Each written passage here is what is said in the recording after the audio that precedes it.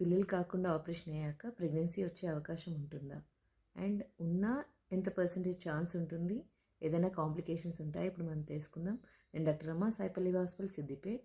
యాక్చువల్గా ఈరోజు ఓపీడీలో ఒక పేషెంట్, తను 2 కిడ్స్ ఉన్నారు, పిల్లలు కాకుండా ఆపరేషన్ అయింది, అండ్ తర్వాత పీరియడ్స్ రావట్లేదు అండ్ కడుపులో నొప్పి అని చెప్పి తను వచ్చింది. సో ప్రెగ్నెన్సీ టెస్ట్ చేసినట్టయితే ప్రెగ్నెన్సీ టెస్ట్ పాజిటివ్ వచ్చింది అండ్ ప్రెగ్నెన్సీ అనేది ట్యూబ్లో వచ్చింది. తనకి ఎక్స్ప్లెయిన్ చేసినట్టయితే, మేడం అలా ఎలా ఉంటుంది, కాకుండా ఆపరేషన్ అయింది కదా, ప్రెగ్నెన్సీ ఎలా వస్తుంది అని తను క్వశ్చన్ వేసింది. ఇది 100లో ఒకరికి వచ్చే ఛాన్స్ ఉంటుందండి పిల్లలు కాకుండా ఆపరేషన్ అయ్యాక.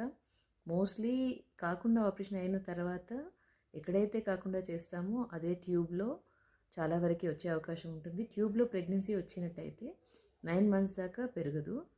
సో అండ్ అది పెరగకుండా పగిలే అవకాశం ఉంటుంది. ట్యూబ్లో ఉన్న ప్రెగ్నెన్సీ పగిలినట్లయితే కడుపులో బ్లీడింగ్ అయ్యి బీపీ ఫాల్ అయ్యి ఒక్కొక్కసారి లైఫ్ రిస్క్ అయ్యే అవకాశం కూడా ఉంటుంది. సో ఆఫ్టర్ సర్జరీ, పిల్లలు కాకుండా అయిన సర్జరీ తర్వాత ఇలా pain, bleeding and period miss అవ్వడం కనుక ఉన్నట్టయితే మీ డాక్టర్ని సంప్రదించాలి. Thank you.